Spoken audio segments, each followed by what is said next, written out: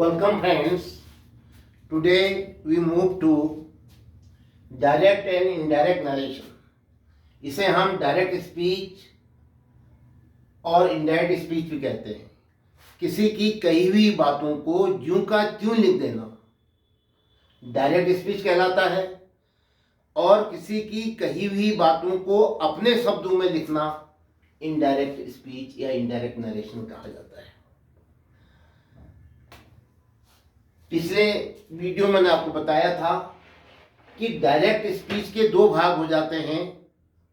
क्या हो जाता है? एक रिपोर्टिंग स्पीच और दूसरा रिपोर्टेड स्पीच.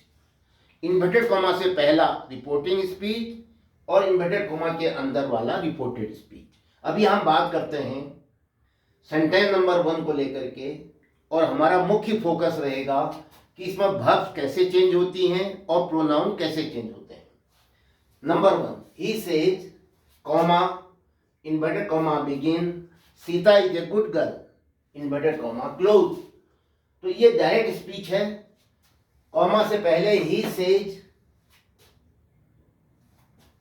रिपोर्टिंग स्पीच है. Sita is a good girl, इसे हम क्या कहेंगे? Reported speech. तो अब यहां ध्यान दो, ही सेज, कॉमा हटा दो, इन्वर्टेड कॉमा हटा दो, कंजक्शन क्या लगा दो? दैट. ही सेज क्या हुआ? Reporting speech. सेज क्या हुई? Reporting verb. ही क्या हुआ? इस वर्ब का सब्जेक्ट. दैट. अब आगे देखो, Sita is a good girl, comma भी हटा दिया, इन्वर्टेड कॉमा भी हटा दिया. सीता जो थर्ड पर्सन नाम प्रॉपर नाउन होता है उसको ऐसे लिख देते हैं, सीता. क्लियर हो गया? दूसरा देखिए, रिपोर्टिंग वर्ब क्या है? सेज. किस टेंस में है? प्रेजेंट टेंस में. अगर ये रिपोर्टिंग वर्ब प्रेजेंट या फ्यूचर में होती है तो अंदर की वर्ब चेंज नहीं होती, अंदर का टेंस चेंज नहीं होता है. प्रेजेंट है तो प्रेजेंट ही रहेगा. तो यहां पर सीता इसका इज रहेगा, Sita is a good girl. ये क्या हो गया? इनडायरेक्ट नरेशन या इनडायरेक्ट स्पीच. अपने शब्दों में कह दिया हमने. वो कहता है कि सीता एक अच्छी लड़की है.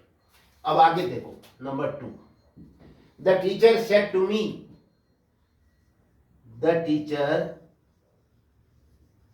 ध्यान दीजिए, सेड टू, सेड जो है पास्ट टेंस है, सेड टू हो जाता है टोल्ड में चेंज. सेड टू किसमें चेंज कर देते हैं? टोल्ड में. अब क्या बचा? मी. ध्यान दीजिए, अभी मैंने इन्वर्टेड कॉमा से पहले की बात कही है, तो क्या कहलाएगा ये टुकड़ा? क्या कहलाएगा? Reporting speech. और ये क्या हुआ? टोल्ड. रिपोर्टिंग वर्ब हो गई. जो सेड टू है और जो टोल्ड है कोई अंतर नहीं है, इसको भी आप रिपोर्टिंग वर्ब कहोगे, इसको भी रिपोर्टिंग वर्ब कहोगे. द टीचर क्या हुआ? सब्जेक्ट. रिपोर्टिंग वर्ब का सब्जेक्ट हो गया.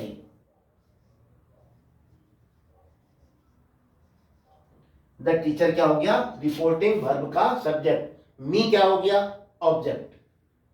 मी क्या है? ऑब्जेक्ट. कॉमा हटा, इन्वर्टेड कॉमा हटा, कंजक्शन क्या लगाओगे? दैट. क्लियर हो गया? आई शैल नॉट क्या था? I shall not go to field.